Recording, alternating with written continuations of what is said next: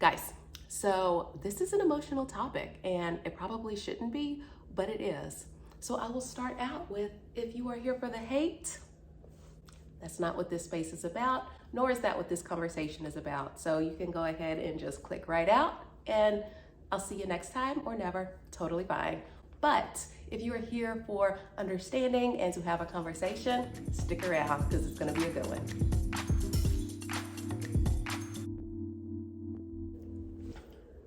Hello, good morning, good afternoon, good evening, good whatever time of day it is for you. For me, it is morning and I have coffee in hand and ready to have a great conversation. So, unless you've been sitting under a rock, you have probably already seen the sneak preview of the new Little Mermaid that is coming out in 2023. You also saw that they cast a young Black actress, Halle Bailey, to play this iconic role or this signature role that many of us all grew up loving. Halle is very just multifaceted in her talents, and I think she is such a great choice. But we know that there's been a lot of chatter. The casting decision has sparked a lot of controversy, but also just a lot of extreme reactions in general. From very excited, you've seen the TikToks, you've seen the shorts, you've seen the news clips of young Black girls who were just super excited to see themselves in this character, see that she is Black. And then on the other side, you have people who are very upset and very angry. And then right in the middle somewhere, you have people who are like, I don't get it. Like, why is this such a big deal? It is just a mermaid. What the heck is going on? And so for me, when I saw the preview, there was an emotion that I wasn't exactly sure where it came from and had to unpack it. I was very excited and was brought to tears, but it was also like, well, why? Why am I feeling this way? And because of realizing that there were all of these intense like reactions and emotions, I went down a rabbit hole of trying to figure out what was going on with these comments, what were people saying, what were they thinking. I wanted to go back to the original Little Mermaid, like the original story, and figure out all of the details behind it. I wanted to know everything that I could about it. And after doing that, I was still filled with quite a bit of emotion, which I knew was rooted in this idea of representation and how much representation matters. But there was more. There was still more work that I needed to do to really unearth what I was feeling, what I was thinking. And so after filtering through some of the racist noise and even some of the really positive comments, I saw that there were some themes that arose. People asking questions such as, why is this important? Why does this matter? Why are y'all making such a big deal of this? And I don't know if y'all is to mean Black people or just people who have extreme reactions in general. But why are people making such a big deal of this? And why didn't Disney choose to make just another character? So I wanted to have some open conversation about this and also really ground us in why it's important to have this conversation, but then also why have there been the extreme positive reactions and why possibly Disney chose to make this decision. My research brain just kind of kicked into overdrive to figure out what's going on. And so we're gonna put on my Dr. Christy Doing Things hat for just a moment and really talk about the why. Talk about why this is important, why this matters, why people care, and what this means for a lot of little Black girls and Black women all over. From my diving in to unpack not only my own emotions, but then also the emotions of other people of color that I was seeing respond to this, there were three themes that arose. So those are themes of beauty, belonging, and self-belief. And I will talk about those a little bit more. But first, I think it's also important to ground us in some of the research that has already been done about this. And I won't get too research heavy, but I will just give us kind of a brief overview. And if you're interested in more of the research, I have linked that down below for you to be able to go into. So first off, there is the Clark doll study. Back in the 1940s, a couple of different researchers, Kenneth and Mamie Clark, did an experiment with young kids to really see how they felt about themselves and how they felt about race. And they did this by using in two dolls, one Black doll and one white doll. And through this, they asked these kiddos different questions about the dolls. Which doll do you think is the prettiest? which doll does well in school, which doll is smart, which one gets in most trouble, which is this, which is that. And so very directed questions of either positive or negative attributes that the kid would then have to identify which doll had those attributes. Overwhelmingly, and from the majority of all the kids, they would say they would attribute very positive qualities to the white doll, whereas to the black doll, they would attribute these negative qualities. At the end of the questioning, the researchers asked the kiddos to determine which or identify which doll most was like themselves or which one looked most like them. And these kids, as they were picking the black doll, became very visibly upset and emotional about having to identify themselves in that black doll. That was back in the 1940s when we knew that things were pretty bad in our country. Let's fast forward to more recently. In 2017, another researcher actually redid this study, but with a few of her own twists to it. One of her daughters came home from school and said, "I don't like being black. I don't like this black skin. I don't want to do this. This is not for me." And while the mom kept trying to tell her, "You know what, you look beautiful," and her daughter was like, "Well, you can have it." And this sparked something within this research to kind of figure out, okay, what's going on? And so she redid the study, but with a few different dolls. Whereas in the first study, there were just two, a black and a white doll. She redid the study with 4 dolls. And so you had a darker skinned black doll all the way to a white doll. And instead of asking more pointed and directed questions, what she did was observe how these kids were interacting with the dolls. What still came was this overwhelming sense of treating the more fair-skinned or the white dolls better, and then the black doll would be either stomped on or boiled in a pot of water, things that they would never do to the white doll. Even in the conversations in which kids were engaging about the different dolls, a lot more positive attributes were given toward the white and the more fair-skinned dolls, whereas toward the darker skinned dolls, they weren't played with, they were stepped over, and more negative attributes were given to them. That's 2017.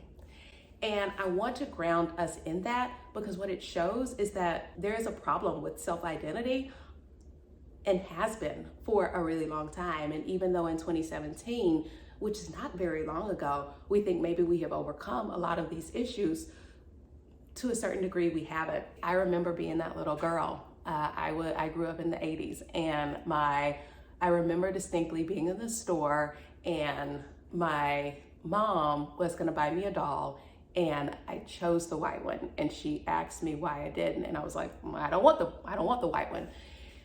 And she was so hurt, she was so upset. I didn't know on the surface end why I chose the white doll or why I wanted that, but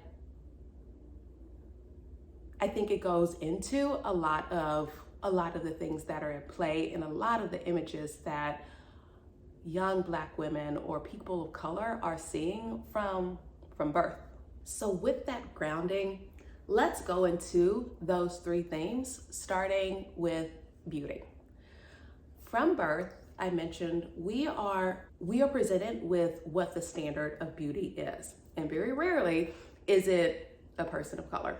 And I say from birth because we often like to think, oh, we get a chance to make our own choices, and we do. We absolutely do. I think it's important to realize what is happening within our subconscious brains as we are presented with various different images from before we are making conscious decisions, which brings about this idea of unconscious bias.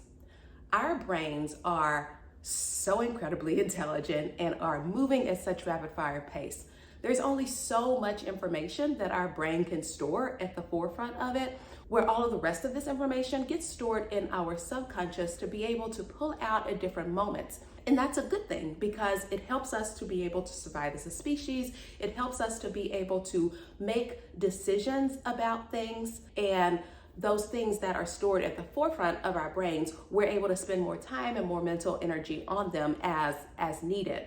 So for example, if I show you these colors, you're able to immediately recognize that they are yellow, blue, and green. You didn't have to think about it. You didn't have to spend any mental energy going to the back of your brain, figuring out, wait a minute, what is this color? It's related to this, this, and this. No, you knew that automatically. Also, if I do this and ask you how many fingers I held up, you automatically know 5, because that is one of the things that our brain is trained to do. Our brain sees lots of different patterns and it recognizes things, it keeps things, and things that we don't have to spend a lot of mental energy on is we can easily pull back out to the forefront, because we spent a lot of time being able to, when we were younger, recognize these things when we see them. However, if I were to give you a more complex math problem where you had to use different symbols to identify what that problem was, you would have to rely on your knowledge of order of operations to be able to figure it out. It would be easy potentially for you to figure it out. If you felt really confident in math, you'd be like, great, I got it, but I need a minute to think about it. Or if I gave you a word, a very long word that you had never seen before that had lots of different letters, you would have to spend a little bit of time actually breaking that down, because even though there are lots of different words that you can read on sight, there are some words that we just stumble across because they take a little bit more mental energy. We don't have the ability to spend lots of time on complex math problems or complex words that require a higher use of phonics. There have to be patterns that we automatically recognize so that there is brain power to be able to do those more complex skills at times. And so while that is a great thing, the problem with that is that when we are constantly presented with ideas of what the world should look like, that moves into our subconscious. As children, we all grew up with these Disney princesses. We also grew up with images of media that let us know what is beautiful and what is acceptable.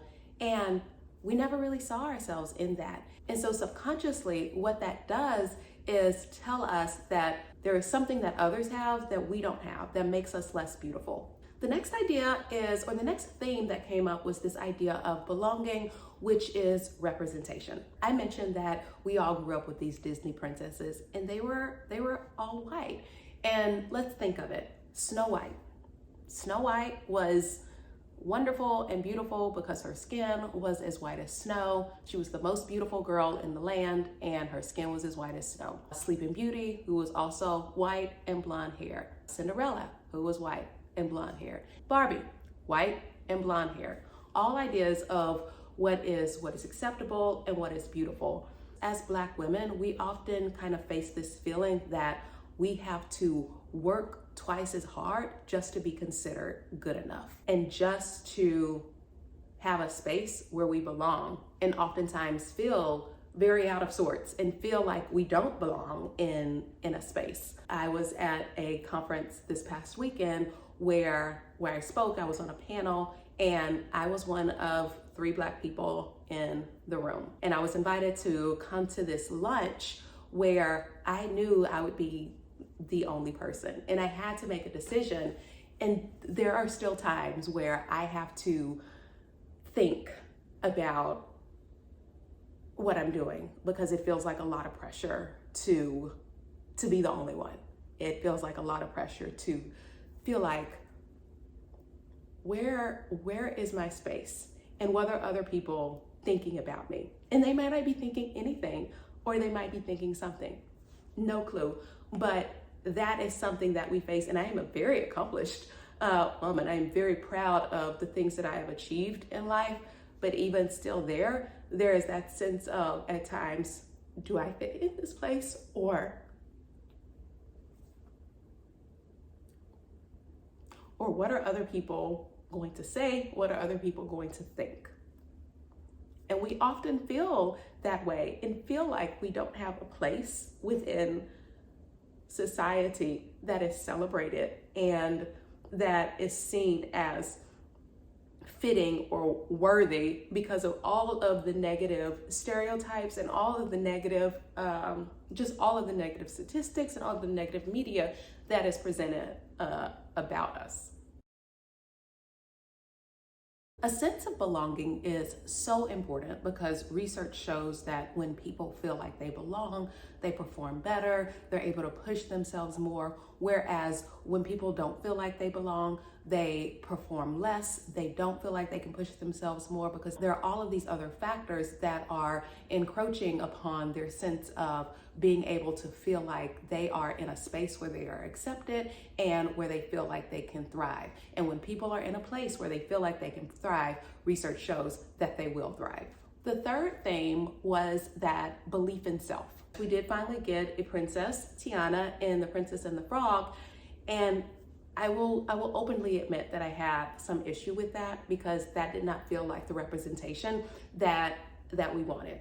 What was brought out of The Princess and the Frog, for me at least, was that she was this young, hardworking Black girl who was poor and spent most of the movie as a frog, and by some stroke of luck, she met this prince and her dreams are able to come true.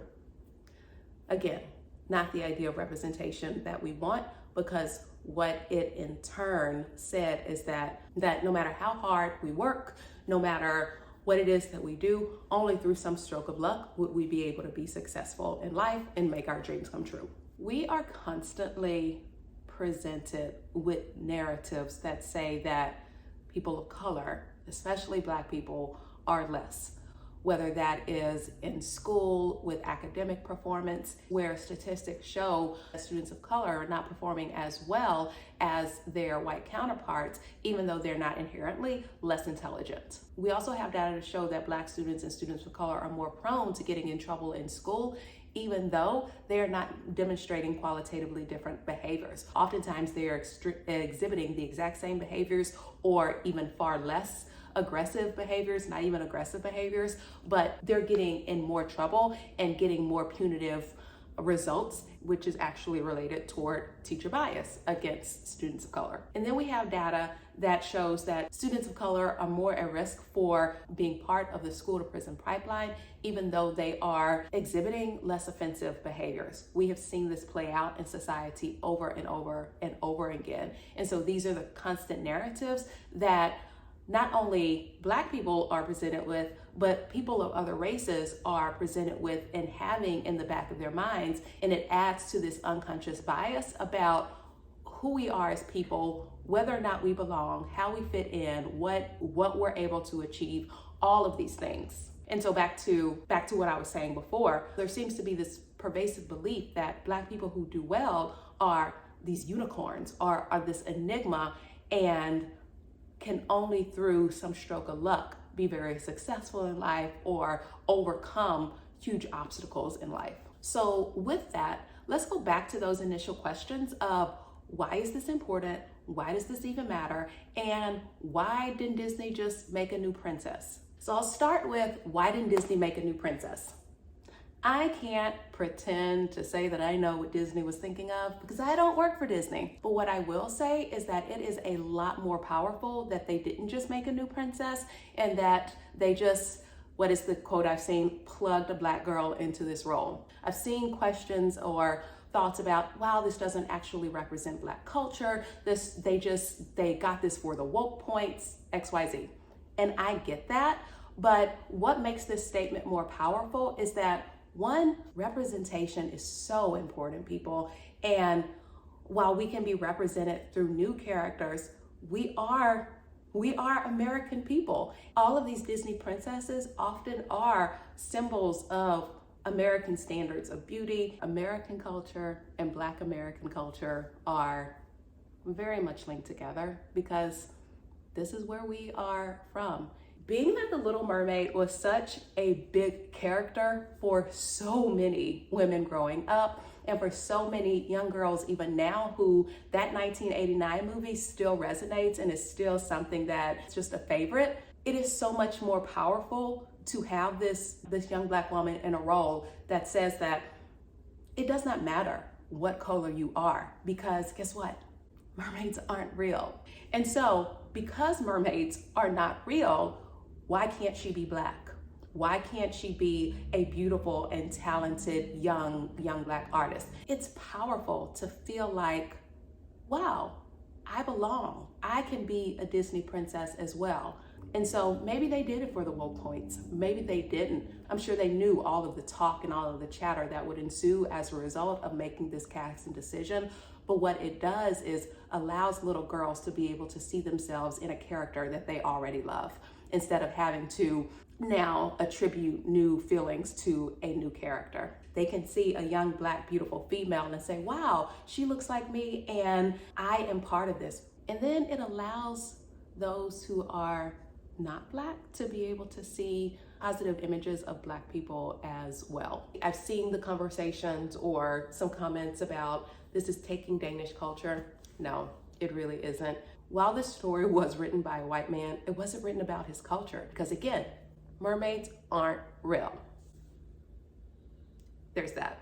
I think these extreme reactions are far more indicative of where we are as a country, where we are as a world, even as a human race, of the work that there is still left to do, and to challenge us. What are we thinking about? I think on the very extreme negative end, if you're having some negative emotions, I would really encourage you to unpack, why am I feeling so negatively about that? Just like I had to unpack what it meant for me on the positive end, I think if you are feeling some type of negative emotion toward it, you have to unpack what that means for you. Is it because there are some underlying unconscious biases that mermaids are real and they're white? Is it that there is this underlying feeling that either Blacks are not equal, or the Blacks are inferior, or that there is something being lost by casting this role? If you're on the extreme positive end, what does that do for you? Is it that you finally feel seen, or as adults, it assuages that inner child that always felt left out and always felt like we didn't belong because of the images that we were always presented with? And so all the way back to the beginning of this conversation, I am excited because what this starts to mean is that hopefully little Black girls can feel really comfortable and confident choosing the Black doll, because she realizes that she is worthy, that she is beautiful, and that she has a place in the world too, no matter what she looks like. So tell me where you are. I would love to know where you are on the spectrum. I hope this video was helpful and that it was thought-provoking, and I would love to just leave you with the fact that you are just on time, and you are just the right culture, and you are just the right everything to live the life of your dreams. See ya. Bye. Mwah.